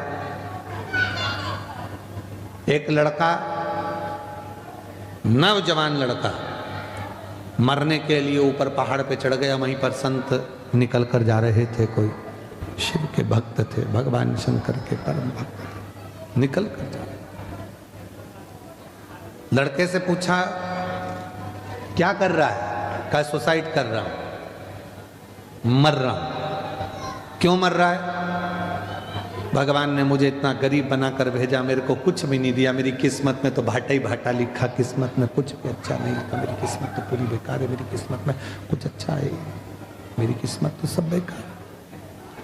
भगवान ने मेरे को कुछ अच्छा दिया ही नहीं, मेरी किस्मत में तो भाटा ही भाटा लिखा, मेरी किस्मत है ही अच्छी नहीं, तो मरना अच्छा, इसलिए मैं मर रहा हूं। शंभो शंभो शंभो शंभो, मैं मर रहा हूं, मैं मरने जा रहा हूं। गरीब है, परमात्मा ने मेरी किस्मत में धन नहीं दिया। तो संत ने कहा तू अगर मरने ही जा रहा है तो कल मर जाना। आज का मुहूर्त है भी अच्छा नहीं, आज मरने वाले भूत बन जाते हैं, और कल मरेगा तो सीधे बैकुंठ जाएगा। तो उसने कहा एक ही दिन की तो बात है, कल मर जाऊंगा, उसमें कौन सा टेंशन, पर एक दिन में करूंगा क्या? तो संत ने कहा अब जब तू मर ही रिया है तो मेरे काम आ जा, थोड़ा बहुत मेरे ही काम कर ले। मरते मरते मुझे ही कुछ दे के चलेगा, तुम्हें क्या चाहिए? तो के बस कुछ नहीं चाहिए, तू मेरे साथ चल। संत ने हाथ पकड़ा, उस व्यक्ति को लेकर राजा के पास पहुंच गया। राजा ने देखा मेरे गुरुजी आए, प्रणाम। गुरुजी ने आशीर्वाद दिया, राजन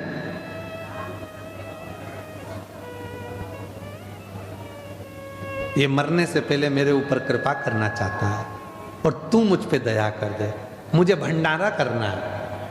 भंडारा करना है? हाँ, पर मैं किसी से पैसे मांग कर नहीं करूंगा। मैं इस व्यक्ति को लेके आया हूं, इसकी दोनों आंख खरीद ले। राजा कितने पैसे देगा बोलो? राजा ने कहा एक आंख का 1 लाख, 2 लाख रुपए दिए। ठीक है। इतने में बाजू में लड़का खड़ा था, मैं काय को बेचूं मेरी आंख? संत ने कहा कल मरी तो रियायत दे जा, तेरा क्या बाप का क्या चाहे, मरने से पहले तो देना। तो महाराज अब मेरा मन है कि इसके 2 कान भी खरीद लो। कितने दोगे? 50-50 हजार। इसकी दोनों किडनियां। राजा ने कहा किडनी ठीक है, 15-15 लाख।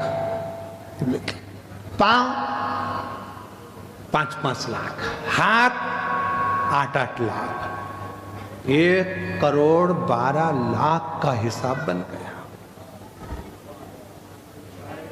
चलो निकाल लो इसका सब, पैसे दो। इतने में बोला मैं काय को दूं,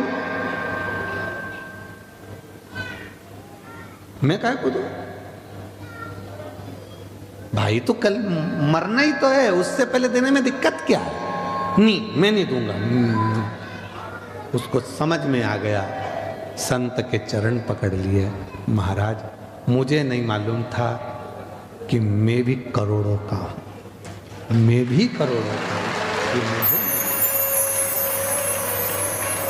मुझे मालूम नहीं था।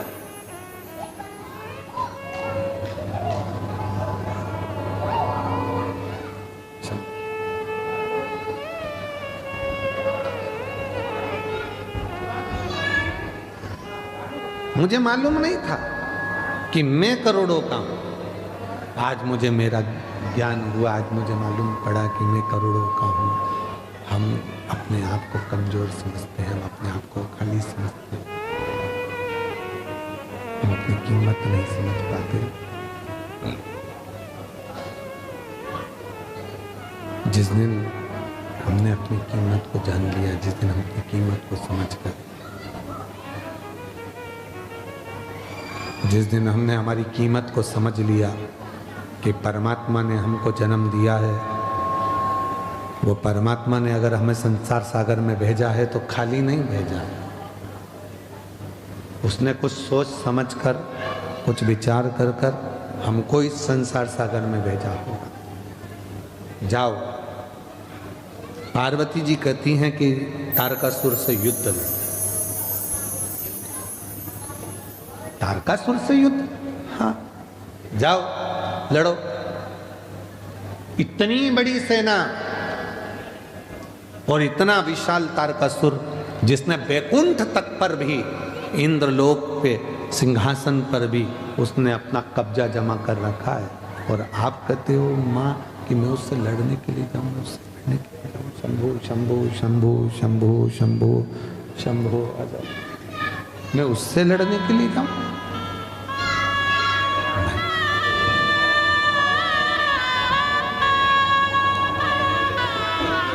शंभु शरण पड़ी मांगो घड़ी दुख काटो, दया करे दर्शन आओ। चल दिए षडानंद कार्तिकेय। फिर माँ ने कहा तुम युद्ध करने के लिए जा तो रहे हो, पर याद रखना कि सामने जो तारकासुर खड़ा है, उस तारकासुर के हृदय में शिव बसा।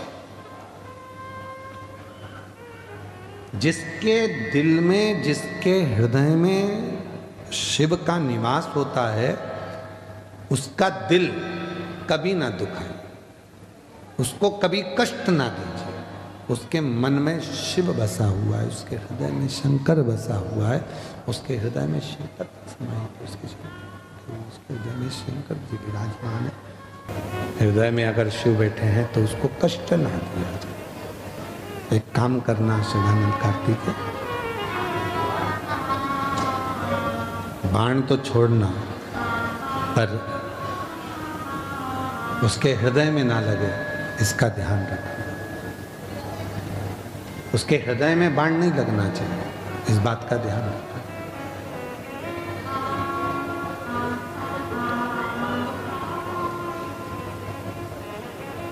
सामने तारकासुर था, षडानंद कार्तिकेय का युद्ध चल रहा है। तीक्ष्ण तीक्ष्ण बाण छोड़ने का जब समय आया तो तारकासुर के चेहरे पर प्रसन्नता थी। तारकासुर के हृदय पर, उनके मुख पर प्रसन्नता का भाव था, क्योंकि सामने शिव के पुत्र खड़े थे। शिव पुराण कहती है, भगवान शंकर का चरित्र कहता है, शिव तत्व कहता है, भगवान शंकर का पवित्र चरित्र कह रहा है, शंकर भगवान की पवित्र कथा कह रही है। मान लो शिव का दर्शन भी ना हो तो शिव पुराण कहती है, अगर शिव भक्त का भी दर्शन हो जाता है तो यह माना जाता है कि शंकर का ही दर्शन हो, शिव का ही दर्शन।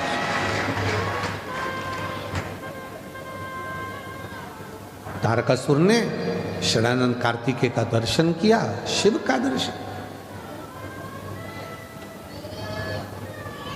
क्यों कहते हैं शिव मंदिर के अंदर नहीं जा सकते, शिव मंदिर में जाके जल नहीं चढ़ा सकते, तो शंकर के मंदिर के सामने से निकल कर चले जाओ। वो भी नहीं कर सकते तो शंकर मंदिर के शिखर का, ध्वजा का दर्शन कर लो।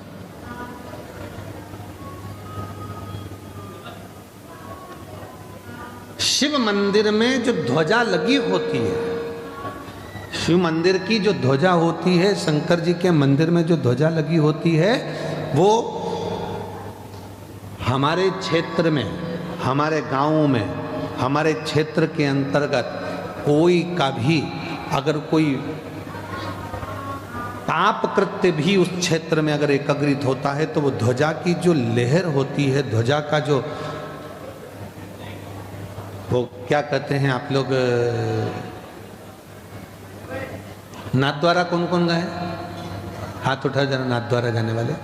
नाथद्वारा गए होगे तो वहाँ पर एक तो जगह तो होती है दर्शन करने की थोड़ी, तो वहाँ जो जितने भी सेवायत होते हैं, सेवा करने वाले होते हैं, जो ठाकुर जी से लाड लड़ाने वाले होते हैं, वो कपड़ा रखते हैं और उस कपड़े का झोटा देते रहते हैं। चलो आगे बढ़ो, चलो आगे बढ़ो, चलो आगे बढ़ो, चलो आगे बढ़ो, झोटा देते हैं।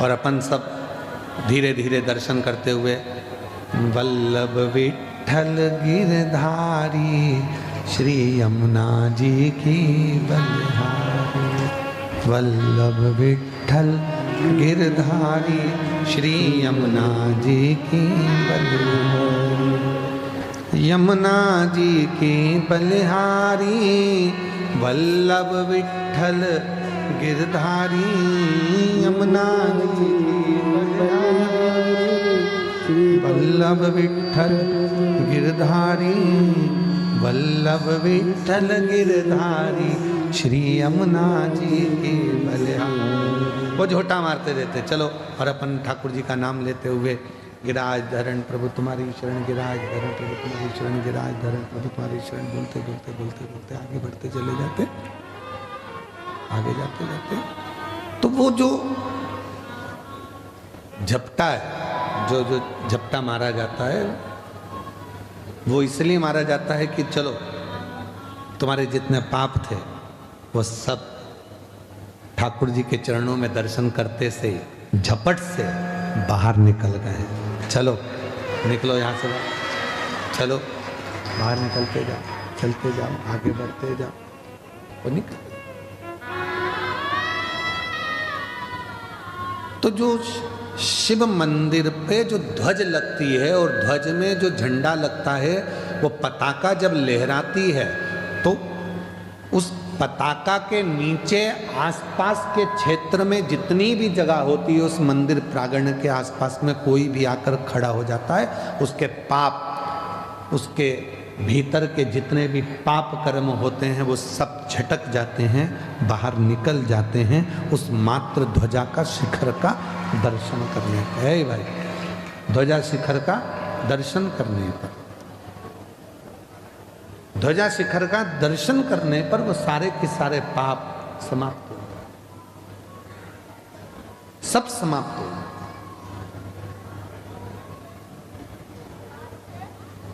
इसलिए शिव महापुराण की कथा कहती है कि शिखर का दर्शन, शिखर का दर्शन भी सब पापों को नष्ट कर देता है। शिखर का दर्शन। और मैंने तेरे ही से उड़ती जावागी बाबा डोर हथो छशीना में कटी जावागी भोले मैं तेरी पतंग शंभो, मैं तेरी पतंग। तो शिखर दर्शनम सर्व पाप नाशनम, शिखर का दर्शन भी करेंगे तो हमारे पापों को नष्ट कर दिया जाता है। शिखर का दर्शन भी हमारे पापों को समाप्त कर देता है।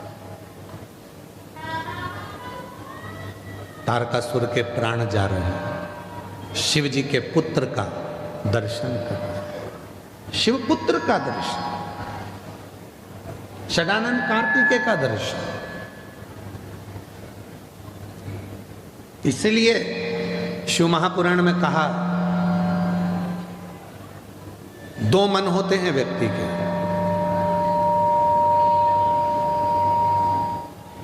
एक मन करता है कथा में चल, दूसरा मन करता है टीवी पे सुन लेंगे। दो मन। भोजन करने बैठे तो भी दो मन है, रोटी पहले दाल से खाऊं कि बैंगन की सब्जी से खाऊं। सब्जी दो है तो मन भी दो होगा।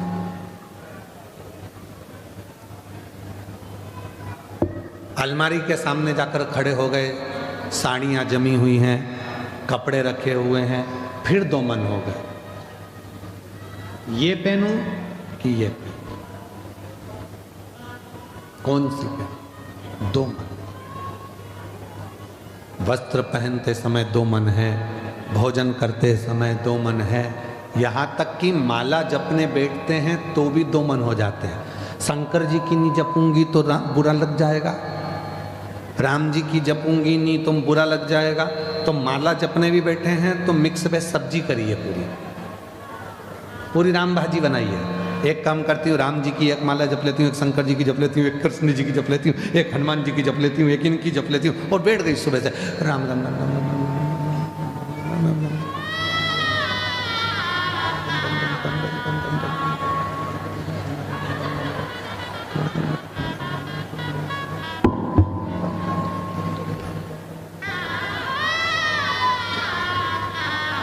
एक किलो दूध ले ले और उससे कहना कि आधा किलो अलग भगोनी में दूध दे देना। संग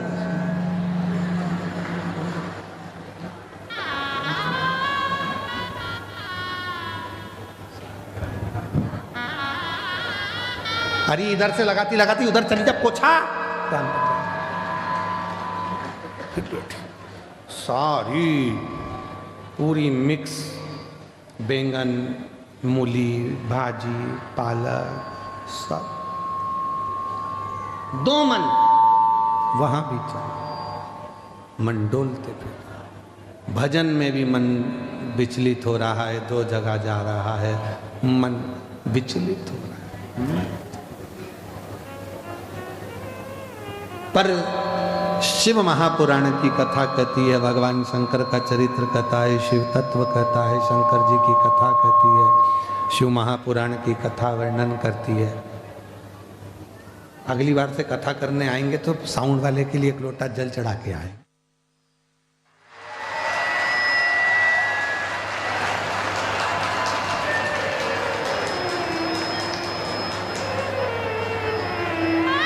सारी समस्या का जल। और एक लोटा बाजू में भी रखेंगे।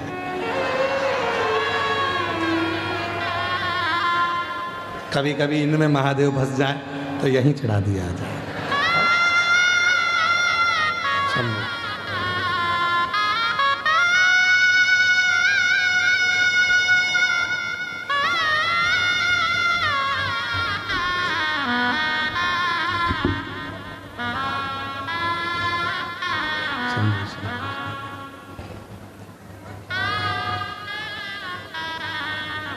मन विचलित होते हैं कभी। भोजन दो तरह का हो गया, वस्त्र दो तरह के हो गए, अन्य अन्य जगहों में मन भटक रहा होता है, तब उस मन को केंद्रित करना वो शिव के द्वारा,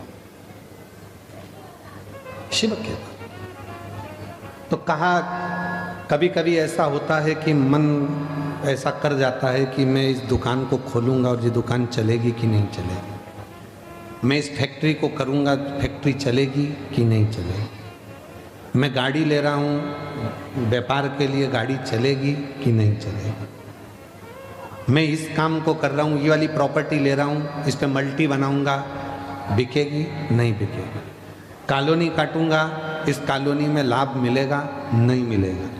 दो मन होते हैं, तो उसके लिए एक ही चीज करना है, 6 मुख वाले भगवान श्री षडानंद कार्तिकेय जी के पास जाकर खड़े होना।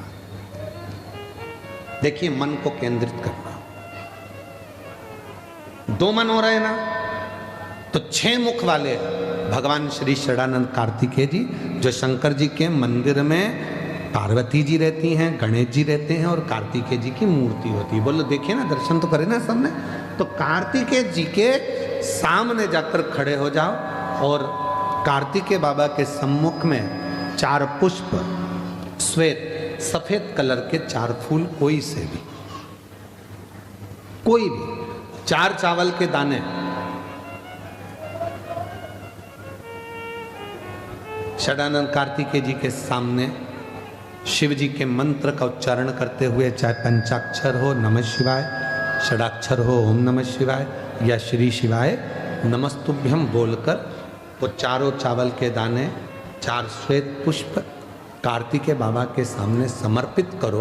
और फिर तुम चाहे नई दुकान खोलो, फैक्ट्री बनाओ, प्रॉपर्टी खरीदो, तुम्हारा मन जो बार बार विचलित हो रहा था, कैसा भी मन हो, उस कार्य में तुम्हें सफलता मिलेगी जरूर, वो कार्य अटकेगा। कोई जमीन भी लिए, प्रॉपर्टी लिए, उस प्रॉपर्टी पे बिल्डिंग बनाना है, कॉलोनी काटना है, बिकेगी नहीं बिकेगी, काम होगा कि नहीं होगा, मैं ये गाड़ी खरीदूंगा, चलेगी नहीं चलेगी, मैंने ये नया काम लिया है, चलेगा नहीं चलेगा। मतलब 2 मन जहां चल रहे हैं, जहां तुम्हारे 2 मन हो रहे हैं, उस मन को एक जगह पर षडानंद कार्तिकेय जी के पास ले जाकर छोड़ दी। षडानंद कार्तिकेय जी उसको संभाल, उस मन को षडानंद कार्तिकेय जी के पास में ले जाकर छोड़ो, फिर कार्तिकेय बाबा उसको संभाल। 6 मुख वाले, 6 मुख वाले षडानंद कार्तिकेय जी उसको संभाल। महाराज तारकासुर का संहार भगवान षडानंद कार्तिकेय जी ने किया, और तारकासुर का संहार तो हो गया, तारकासुर का संहार हुआ, देवता आनंदित हो गए। भगवान शिव तारकासुर के संहार पर कार्तिकेय बाबा को श्री शैलम का स्थापन का फल प्रदान करते। आगे वर्णन आया है, भगवान के सुंदर 12 ज्योतिर्लिंग का स्मरण तुम रुका जी चंचुला देवी को करा रहे हैं। चंचुला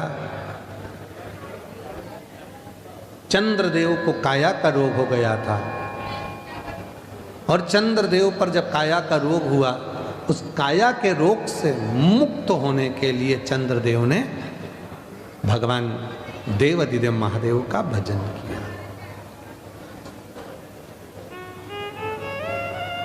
शिव का स्मरण किया।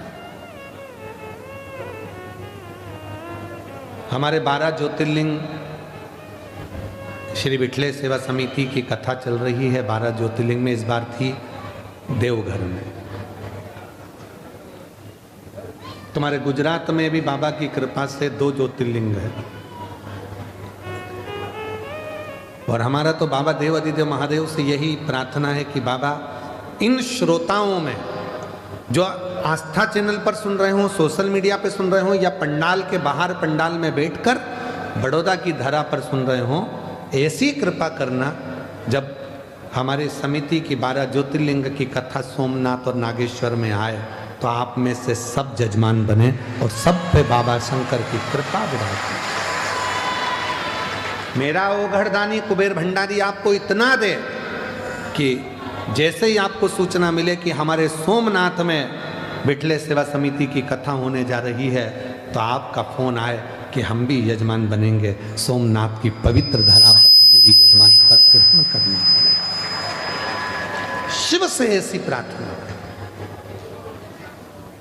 काया के रोग से बाबा ने मुक्त किया। अगला वर्णन आया है सोमनाथ जी के रूप में बाबा बैठे। श्री सैलम पर भगवान शंकर ने जाकर दर्शन दिया तो भगवान श्री मल्लिकार्जुन के रूप में विराजित हुए। दूषण नाम के राक्षस का संहार किया, भगवान कालाधिपति महाकाल बनकर विराजमान हुए। फिर वर्णन आया विंध्य पर्वत को भगवान शिव ने दर्शन दिया तो ओमकारेश्वर के रूप में विराजमान हुए। नर नारायण के तप करने से भगवान श्री केदारेश्वर बन गए। कुंभकर्ण के बेटे भीम का संहार करा तो शिवजी का नाम भीमा शंकर हो गया। मनु शत्रुपा के तेज बल से ब्रह्मा विष्णु महेश के सुंदर आनंदमय स्वरूप में पूरे विश्व का भरण पोषण करने के लिए मनु शत्रुपा के लिए भगवान विश्वनाथ बन जाते हैं। अगला वर्णन है गौतम बाबा पर गौ हत्या का दोष लगा तो भगवान ब्रह्मा विष्णु महेश का स्मरण किया माँ अहिल्या ने तो बाबा त्र्यंबकनाथ के रूप में विराजमान होते हैं। फिर अगला वर्णन आता है रावण शिव जी को लेकर जा रहा था, बाबा का भार सह ना पाया तो भूमि पर रखा, बाबा वैद्यनाथ जी के रूप में विराजित हुए। दारुक नाम के राक्षस का संहार करने के लिए मेरे शंकर भगवान नागेश्वर बन जाते हैं, नागनाथ के रूप में पुजाते। राम जी महाराज लंका पर चढ़ाई करने के लिए जा रहे थे और विजय प्राप्त करना थी, इसलिए रामेश्वर धाम की स्थापना होती है। राम जी रामेश्वर के रूप में शिव जी विराजमान। फिर वर्णन आया सुधर्म नाम के ब्राह्मण की धर्म पत्नी घुष्मा के बेटे को सोतन ने टुकड़े कर कर तालाब में पटक दिए थे। 1 हफ्ते पहले मरा हुआ वो बेटा भगवान शिव की आराधना से साधना से जीवित होकर बाहर आया तो उसका नाम कृष्णेश्वर महादेव। ऐसे 12 ज्योतिर्लिंग का प्रसंग जैसे ही तुमरुका जी ने कहा चंचुला देवी का पति बिंदुक प्रेत योनि से मुक्त हो गया। चंचुला देवी अखंड सौभाग्यवती धारण कर ली। तुमरुका जी ने शिव जी को नमन किया, शिव जी ने अपनी बेलपत्र उठाकर शिवपोथी को समर्पित करी। तुमरुका जी ने भगवान शंकर ने कहा तुमरुका मांगो, तुम्हें क्या चाहिए? तुमने इस शिव महापुराण का वाचन किया है, तुम्हें क्या दूं? तुमरुका जी ने हाथ जोड़कर निवेदन करा बाबा इतनी कृपा करना, जब घोर कलयुग बढ़ता चले जाए, कलिकाल बढ़ता चले जाए, तब ये शिव महापुराण की कथा जिस भूमि पर हो, जिस नगर में हो, जिस गांव में हो, जिस क्षेत्र में हो, और जो इस पवित्र कथा को सुनने के लिए कथा के पंडाल के बाहर, पंडाल के भीतर या शिव महापुराण की साक्षी में जो पहुंच जाए, जो मांगे, कलिकाल में उसकी मुराद पूरी हो जाए, ऐसी कृपा होगी। शिव जी ने वचन दे दिया, वर दे दिया, और ये पवित्र शिव महापुराण की कथा बड़ौदा नगर में धरा पर चल रही है, जिसका आज विराम दिवस है।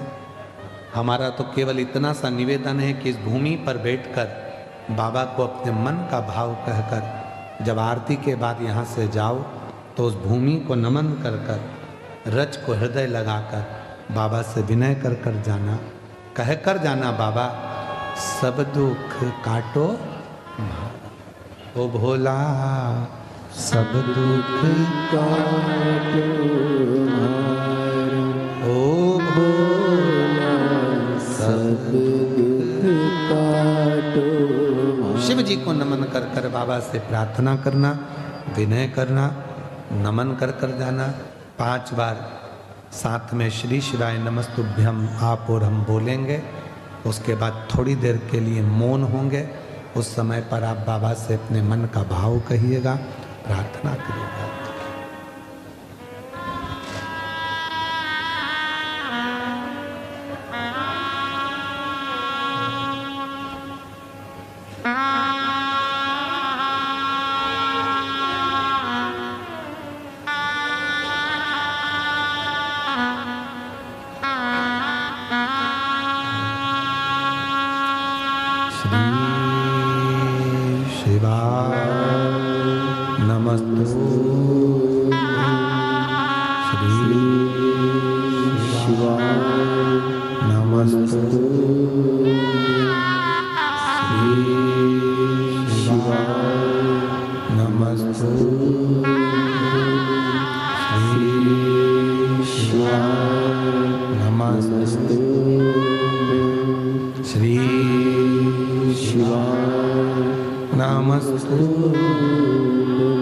भोला सब दुख काटो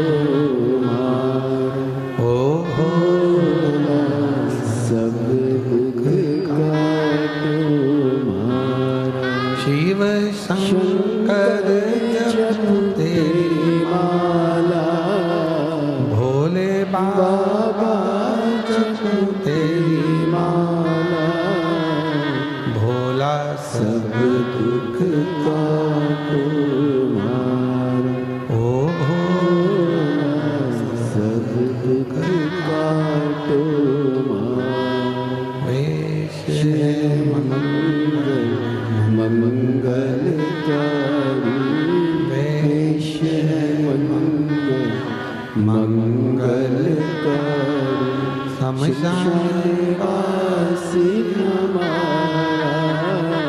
शमशान वासी हमारा ओ भोला, सब दुख काटो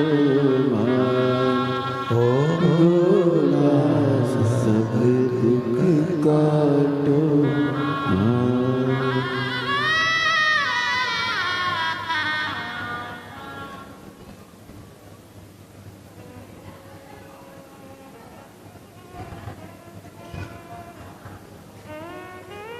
बाबा देवाधिदेव महादेव की ये पवित्र कथा आज विराम ले रही है। खूब भाव से अग्रवाल आकोट गार्डन ग्रुप श्री महेश बंसल जी, मुख्य यजमान श्री चंद्रपाल जी अग्रवाल, बड़ौदा गुजरात से खूब सुंदर कथा के दिव्य आयोजन को कराया। सभी यजमान परिवारों ने खूब आनंद से कथा सुनी। विशंबर जी अग्रवाल जी के हमारा रुकना हुआ, बहुत भाव से उन्होंने सेवा करी। बहुओं ने भी खूब प्रेम भाव से भोजन आदि प्रसादी पवाई और प्रतिदिन जाना आना जयदेव जी के साथ में, मित्तल जी के साथ में हुआ। शिव कृपा एक कथा पहले 22 में आए थे, शायद 22-23 में, 2022 में राजू भाई, घनश्याम भाई जी महेश्वरी, जिन्होंने इसी प्रांगण में शिव महापुराण की कथा कराई थी।